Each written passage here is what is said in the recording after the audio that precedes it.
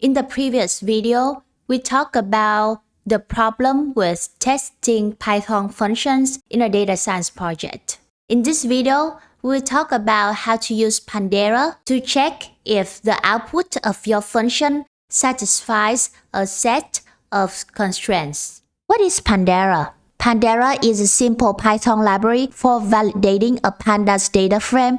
To learn how Pandera works, let's use it to improve the tests shown in the previous video. As a recap, in the previous video, we used PyTest parameterize to test the function with different examples. Note that the values of all of these examples are from -2 to 2. Val1 and val2 are of type integer, while val3 is of type float. We use Pandera to generalize these specific values into a set of constraints. To do that, we will first import Pandera. Next, we will replace these lines of code with a Pandera DataFrameSchema. With DataFrameSchema, we can specify a set of constraints for each column, such as their data type and the range of their values. And we will also replace a subframe equal with expected validate result. This will compare the result to the constraints specified in the expected schema. Lastly, we will remove val3 since we don't need specific values of val3 anymore. Okay, let's run this and see what we got. Awesome, 2 tests passed.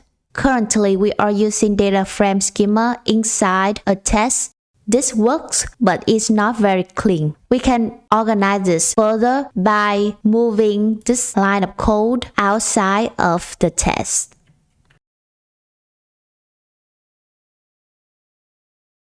Delete these 2 lines and add the decorator Pandera check output on top of the function we want to test. Pandera check output behaves exactly as expected validate data frame. This means that if the value of processed doesn't match the constraints in the schema expected, Pandera will raise an error. That's it about Pandera. If you want to learn more about this tool, I recommend that you check my previous videos about Pandera. In the next video, you will learn how to use hypothesis to improve this test further.